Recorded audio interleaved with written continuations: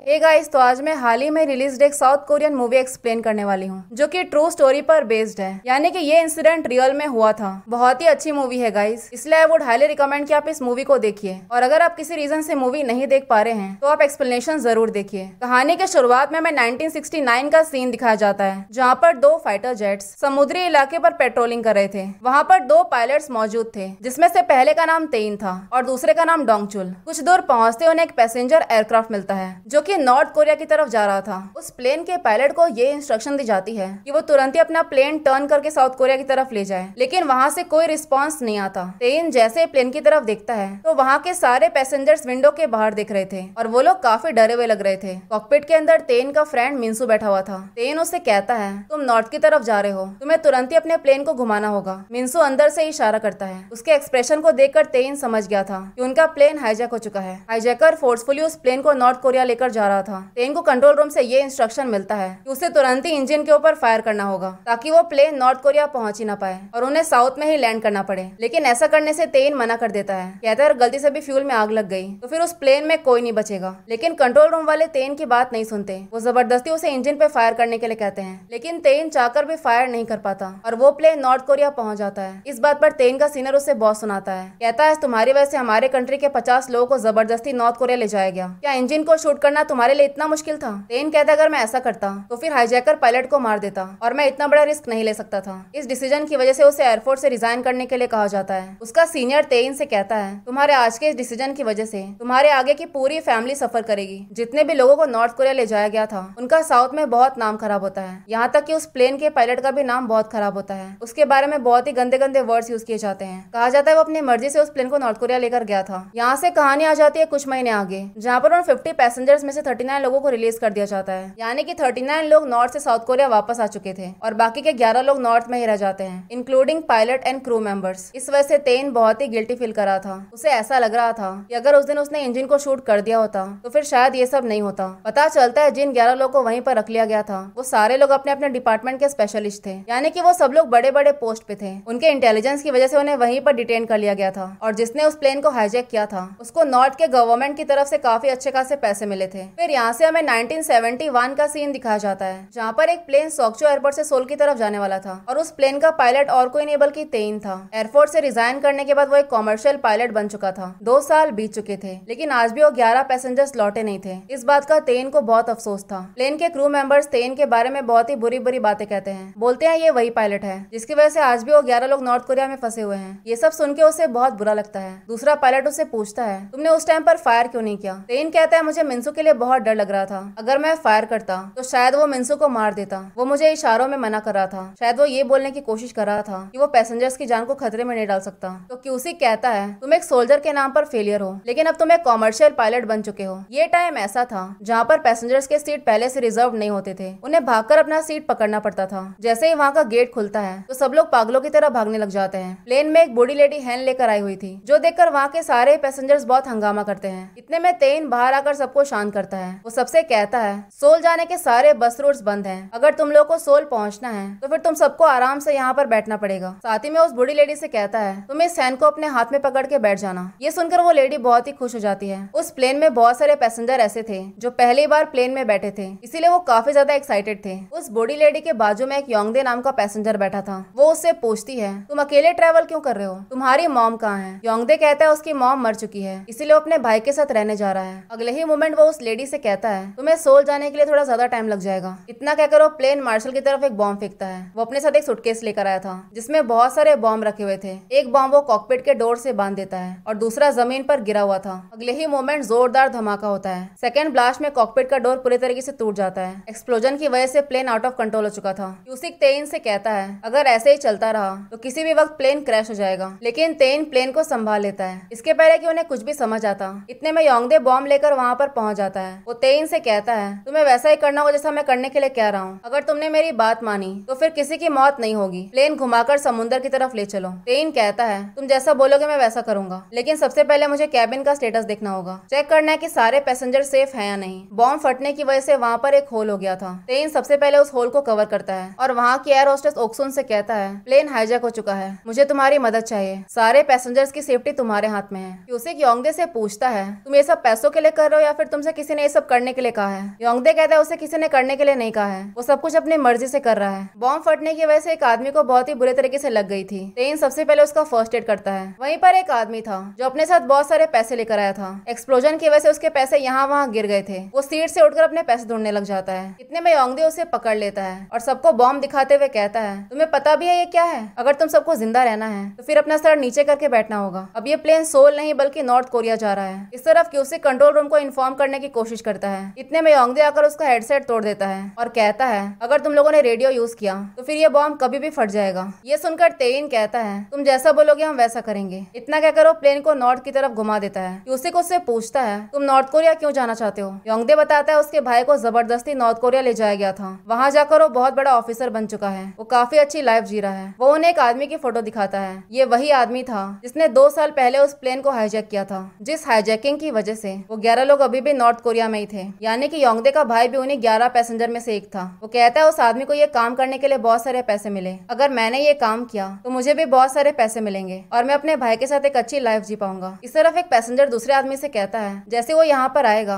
हम दोनों मिलकर उसे पकड़ लेंगे। उस आदमी को इस बात का डर था कि अगर वो लोग नॉर्थ कोरिया पहुंच गए तो उनके आगे की सारी फैमिली को साउथ में बहुत परेशान किया जाएगा, उन्हें धोखेबाज कहा जाएगा। इतने में पीछे का एक आदमी कहता है, इसमें मैं तुम्हारी मदद करूंगा, हम दोनों मिलकर उसे पकड़ लेंगे। वो बताता है उसके गाँव में एक लड़का था जिसे जबरदस्ती नॉर्थ कोरिया ले जाया गया था। जैसे तैसे करके साउथ कोरिया वापस आ गया, लेकिन यहाँ के लोगों ने उसे जीने नहीं दिया, उसे मरते दम तक परेशान किया। ये कहा कि वो एक जासूस है। अब योंगडे जैसे ही कैबिन की तरफ जाता है, इतने में वो आदमी उसे पकड़ लेता है। वो दूसरा बंदा उसकी मदद करने वाला था, लेकिन लास्ट मोमेंट पर वो डर के मारे उसकी मदद करता ही नहीं। तभी योंगडे को प्लेन मार्शल का गन मिल जाता है। वो उसे गन पॉइंट पे ले लेता है। गन देखकर उस आदमी को चुप बैठना ही पड़ता है। अगर तेन बीच में नहीं आता तो वो गुस्से में उस आदमी को मार देता। तेन की बातें सुनकर वो रुक तो जाता है, लेकिन वो गुस्से में उस आदमी के पैर पे स्टैप कर देता है। कहता है इसे पनिशमेंट मिलना जरूरी था। तेन के दिमाग में एक प्लानिंग चल रही थी। वो जानबूझकर फ्यूल इंडिकेटर को तोड़ देता है। वो प्लेन को नॉर्थ की तरफ लेकर जाता ही नहीं, बल्कि साउथ साइड में ही रुक जाता है। प्लेन में एक गूंगी लेडी थी जो बोल नहीं सकती थी। वो इशारों में अपने बेटे से कहती है, तुम फिक्र मत करो, मैं तुम्हें नॉर्थ कोरिया में भी प्रोटेक्ट करूंगी, जैसे मैंने हमेशा तुम्हें यहाँ पर प्रोटेक्ट किया है। ये सब सुन के योंगडे को अपने पास्ट का सीन याद आता है। एक दिन जब वो अपनी मॉम के साथ अपने घर पे था, तब पुलिस वाले अचानक से उसके घर के अंदर घुस जाते हैं। कहते हैं, हमें पता चला है तुम अभी भी अपने भाई के कांटेक्ट में हो। तुम्हारा भाई तो नॉर्थ कोरिया में है ना, तुम आज भी उससे बात करते हो? योंगडे कहता है ये सच नहीं है। इतने में वो दूसरा ऑफिसर उसके घर के अंदर जाकर वहाँ पर नॉर्थ कोरिया के पोस्टर छुपा देता है और बाहर आकर उससे कहता है, अगर तुम अपने भाई के कांटेक्ट में नहीं हो तो फिर तुमने अपने घर के अंदर नॉर्थ कोरिया के पोस्टर्स क्यों रखे हैं? वो लोग जानबूझकर उसे फंसा रहे थे। योंगडे कहता है ये सब मेरा नहीं है, लेकिन वो लोग उसे बहुत मारते हैं। योंगडे पूछता है, तुम लोग मेरे साथ ये सब क्यों कर रहे हो? आखिर मैंने क्या गलत किया था? शांति से मुझे अपनी लाइफ जीने दो। अगर वो लोग उसके भाई को नॉर्थ कोरिया लेकर चले गए तो इसमें उसकी क्या गलती है? ये सुनते ही वो ऑफिसर उसके सर पे पत्थर से जोर से मारता है और फिर खींचते हुए उसे जेल ले जाता है। पता चलता है योंगडे की माँ बोल नहीं सकती थी और वो काफी टाइम से बीमार थी, यहाँ तक कि वो ठीक से चल भी नहीं सकती थी। फिर जब कुछ दिनों के बाद वो जेल से लौटकर आता है तो पता चलता है उसकी मॉम की डेथ हो चुकी थी। खाना ना मिलने की वजह से उनकी मौत हो गई। उसकी मॉम को गुजरे हुए काफी टाइम बीत चुका था। उनकी डेड बॉडी इतने टाइम से घर के अंदर ही पड़ी हुई थी। अपनी मॉम को ऐसी हालत में देखकर वो बहुत रोता है। उसके मन में नफरत बैठ गया था। वो समझ गया था साउथ के लोग कभी भी उसे जीने नहीं देंगे, इसीलिए उसे अपने भाई के पास जाना था ताकि नॉर्थ में वो एक नॉर्मल लाइफ जी सके। यहाँ से सीन आ जाता है प्रेजेंट में, जहाँ पर प्लेन मार्शल को पीछे बांध के रखा गया था। तभी वहाँ पर एक दूसरा आदमी आकर उसकी मदद करता है। योंगडे समझ गया था कुछ न कुछ गड़बड़ है। वो आकर ओक्सुन को पकड़ लेता है, लेकिन इसके पहले कि वो उसे नुकसान पहुंचाता तभी तेन वहाँ का एक इंडिकेटर ऑन कर देता है, जिससे पूरे प्लेन में सायरन बजने लग गया था। क्यूसिक कहता है हमारा फ्यूल खत्म होने वाला है, हमें प्लेन को यहीं लैंड करना होगा और वैसे भी हमने बॉर्डर क्रॉस कर लिया है, हम नॉर्थ कोरिया पहुंच चुके हैं। पता चलता है वो लोग उसे बेवकूफ बना रहे थे, वो लोग तो नॉर्थ पहुंचे ही नहीं थे। तभी तेन क्यूसिक से कुछ चेक करने के लिए कहता है तो क्यूसिक कहता है वो कुछ देख नहीं पा रहा है, तुम्हें ये प्लेन अपने आप ही लैंड करना होगा, मैं तुम्हारी मदद नहीं कर पाऊंगा। तेन कहता है अगर उसे पता चल गया कि हम लोग नॉर्थ में नहीं बल्कि साउथ में हैं, तो सबसे पहले वो हमें मारेगा। योंगडे विंडो से देखकर समझ जाता है कि वो लोग तो अभी भी साउथ में ही हैं। वो समझ गया था कि तेन ने उसे झूठ बोला। अब उसे बहुत गुस्सा आ गया था। वो एक बॉम्ब एक लड़के के हाथ में पकड़ा देता है। कहता है अगर तुमने इसे छोड़ दिया तो ये यहीं पर फट जाएगा। वो लड़का डर के मारे रोने लग जाता है। इतने में योंगडे कहता है तुम्हें पता है मेरे गाँव के लोगों ने मेरे साथ क्या किया? उन्होंने मेरा शरीर गर्म पानी से जला दिया। वो गुस्से में उस लड़के को तेन के पास पटक देता है और कहता है क्या तुम मुझे बेवकूफ समझते हो? हम लोग अभी भी साउथ कोरिया में ही हैं। अगर तुमने अभी के अभी प्लेन को ऊपर नहीं लिया तो फिर ये लड़का नहीं बचेगा। तेन फ्लाइट को ऑलमोस्ट लैंड करने ही वाला था, लेकिन वो उस लड़के की हालत देखकर प्लेन को दोबारा से ऊपर ले लेता है। लेकिन योंगडे उसे ऐसे ही नहीं छोड़ता, बल्कि वो उसके एक पैर पे शूट कर देता है। ये देखकर क्यूसिक उस पे बहुत चिल्लाता है। कहता है उसे कुछ भी दिखाई नहीं दे रहा है, अगर तेन को कुछ भी हो गया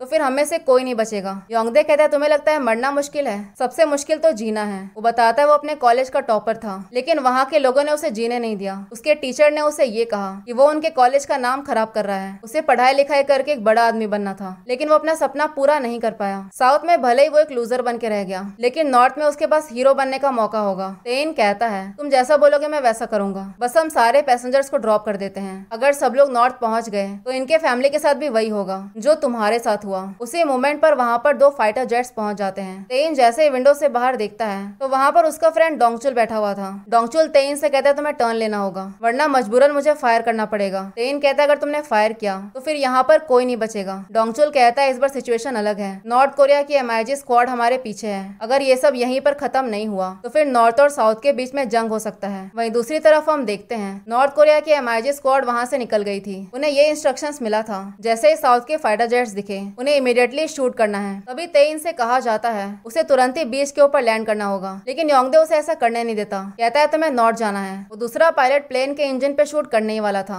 लेकिन तभी तेइन का फ्रेंड डोंगचुल बीच में आ जाता है। वो कंट्रोल रूम को समझाने की कोशिश करता है कि ये एक हाईजैकिंग सिचुएशन है, अगर इंजन पे फायर किया तो प्लेन में कोई नहीं बचेगा। लेकिन कंट्रोल रूम वाले उसकी बात नहीं सुनते। डोंगचुल तेइन से कहता है ये तुम्हारा लास्ट चांस है, तुम्हें बीच पर लैंड करना ही होगा। लेकिन योंगदे उसे ऐसा करने ही नहीं दे रहा था। तेइन कहता है अगर हमने लैंड नहीं किया तो वो लोग हमारे प्लेन को मिसाइल से उड़ा देंगे। इतने में क्यूसिक तेइन से कहता है हम जितना कर सकते थे हमने उतना किया, अब हमारे पास कोई और ऑप्शन नहीं है। नॉर्थ का बॉर्डर क्रॉस करने से पहले इस प्लेन को क्रैश कर दो, क्योंकि अगर ये प्लेन नॉर्थ पहुंच गया तो यहाँ पर जितने भी पैसेंजर्स हैं उनकी आगे की लाइफ वैसे ही बर्बाद हो जाएगी। लोग उनकी फैमिली को वैसे भी जीने नहीं देंगे। वो लोग बॉर्डर पर पहुंचने वाले थे। उसी मोमेंट पर वो प्लेन को एकदम से घुमा देता है। लिटरली वो प्लेन हॉरिजॉन्टल से वर्टिकल हो चुका था। पूरा प्लेन 360 घूम चुका था। प्लेन घूमने की वजह से वो वहीं पर गिर गया था। जैसे ही प्लेन नॉर्मल स्टेट में आता है तभी तेन मौका पाकर उसे दबोच लेता है। उसका गन भी वहीं पर गिर गया था, जो कि प्लेन मार्शल को मिल जाता है। वो दोनों ही बुरे तरीके से लड़ने लग गए थे। इसके पहले कि वो तेन को मारता तभी प्लेन मार्शल योंगदे को शूट कर देता है। तेन कहता है सब कुछ यहीं पर बंद कर दो, सबसे पहले हम तुम्हारा ट्रीटमेंट करेंगे। तुम्हें जीना होगा, हम सबको जीना होगा, ताकि जितना बुरा तुम्हारे साथ हुआ उतना बुरा किसी के साथ ना हो। तभी योंगदे उसे कुछ बताने की कोशिश करता है। इतने में प्लेन मार्शल दोबारा से उसे शूट कर देता है, जिस वजह से उसकी वहीं पर मौत हो जाती है। उसी मोमेंट पर वो बॉम्ब उसके हाथ से छूटकर वहीं पर गिर जाता है। वो बॉम्ब ब्लास्ट होने वाला था। तभी तेन सारे पैसेंजर्स की जान बचाने के लिए उस बॉम्ब के ऊपर कूद जाता है। बाकी लोगों की जान तो उसने बचा ली थी, लेकिन वो काफी बुरे तरीके से इंजर्ड हो चुका था। उसका एक हाथ कट चुका था। उसकी हालत बहुत बुरी थी, लेकिन इसके बावजूद वो दोबारा से अपने सीट पे आकर बैठता है। पता चलता है कि लैंडिंग गियर खराब हो चुका था। प्लेन को लैंड कराने के लिए उन्हें मैनुअल स्विच यूज करना पड़ता है, जिसमें वहाँ के पैसेंजर्स उनकी मदद करते हैं। तेन पूरे प्लेन को अपने एक हाथ से कंट्रोल कर रहा था। उसे याद आता है उसके फ्रेंड मिंसू के साथ जो कुछ भी हुआ वो दोबारा नहीं होना चाहिए। अपनी पूरी जान लगाकर फाइनली वो उस प्लेन को बीच पे लैंड कर देता है। सारे पैसेंजर्स तो सेफ थे, लेकिन अगले ही मोमेंट तेन की डेथ हो जाती है। ओक्सुन रोते हुए कहती है आज आपने सारे लोगों की जान बचा ली। पता चलता है ये तेन का पहला लैंडिंग था। उसने पहली बार पैसेंजर प्लेन चलाया था। उसकी 2 साल पहले जितने भी बदनामी हुई वो उसे अपनी जान देकर चुकानी पड़ी। जैसे उसकी वाइफ को यह न्यूज मिलती है वो खुद को संभाल नहीं पाती। तेन पूरे कंट्री के सामने नेशनल हीरो बन चुका था। तो ये कहानी थी 23 जनवरी 1971 की, जिसमें बाकी के सारे 58 पैसेंजर ने सर्वाइव कर लिया था, सिवाय 2 लोगों के। पहला था वो हाईजैकर और दूसरा था वो को पायलट। और रही बात उन 11 पैसेंजर्स की, तो वो लोग आज भी घर नहीं लौटे हैं। इसी सीन के साथ ये मूवी यहीं पर खत्म होता है। मुझे कमेंट करके जरूर बताएं कि आपको ये मूवी कैसी लगी। अगर आप लोगों को मेरी एक्सप्लेनेशन पसंद आई हो तो आप लाइक और सब्सक्राइब कर सकते हैं। Thank you for watching.